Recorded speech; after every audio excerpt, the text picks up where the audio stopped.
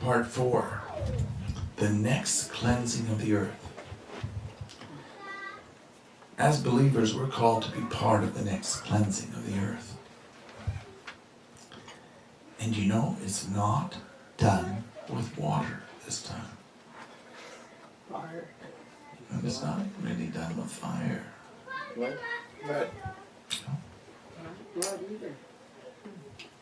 In order to set up the kingdom, Jesus will need the light of God to burn off the immense darkness from the cloud of sloth that is constantly growing around the world. And you see, this sloth is supported by religiosity that is currently overwhelming all of mankind, all the humankind.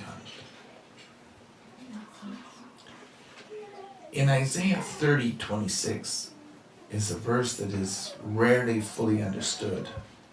It says, "And the light of the moon," the bride of Jesus, "will be as the light of the sun. And the light of the sun will be 7 times brighter than normal, like putting the light of 7 days into 1 day.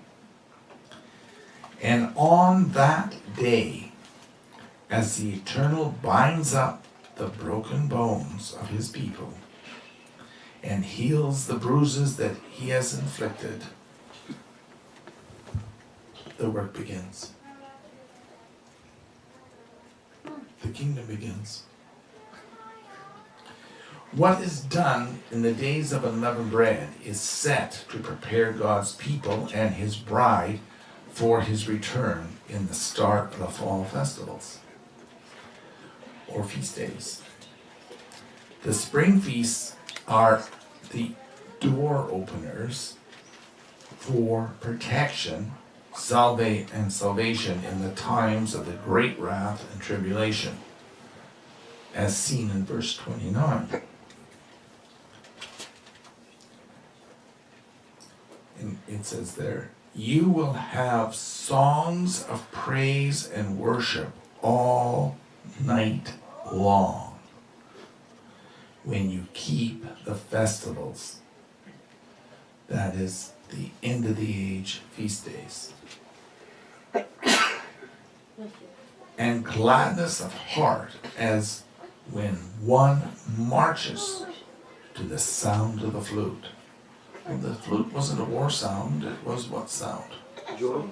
Joy. You know, it's light and cheery and airy, you know, get you bouncing.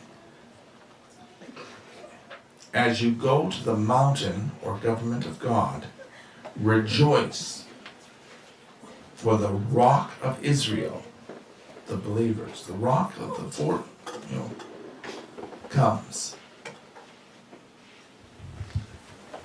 What is the real thing that's preventing the work from getting finished and Jesus coming right now? Holy Spirit. No, The praise all night. there is no praise.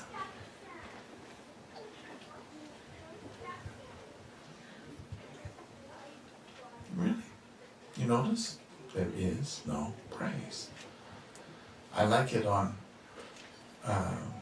Friday nights on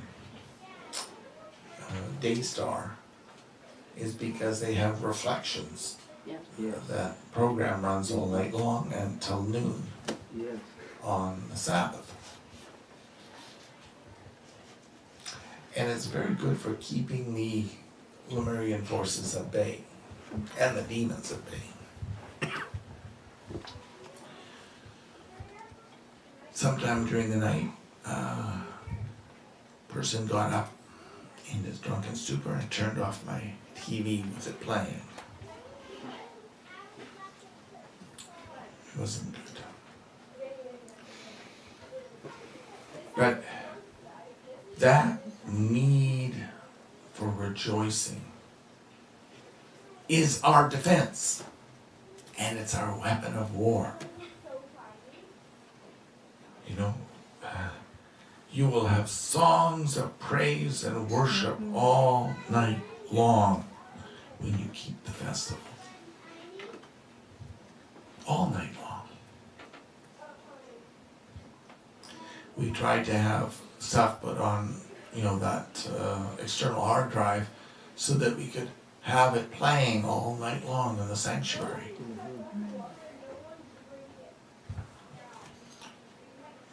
Couldn't do it because it wasn't done. We bought the external hard drives and everything, but it wasn't transferred over. And that's what we need, is we're in a feast time, and we have to have that praise and worship going.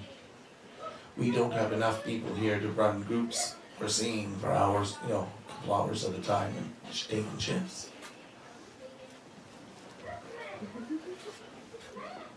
But it didn't say it was a time of all prayer. It says it was a time of rejoicing songs, praise and worship.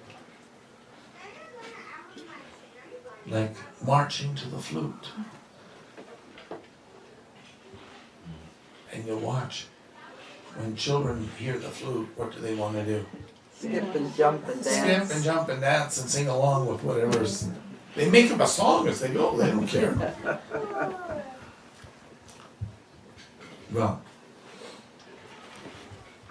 we defeat the cloud in songs of praise and worship, because as we sing, the life energy and the empowerments of our God shine forth and cling to us.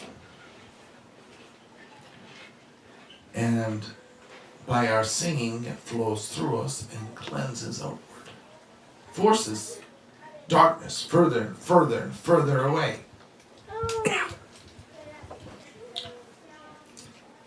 This is your calling in Passover, the day of unleavened bread. So rejoice and sing and give thanks, because you're here to cleanse the world. And if you're going to hide from that, nothing but attacks can come. Nothing but attacks. If you're not participating, you're calling in darkness. It's your choice. So this ends part 4.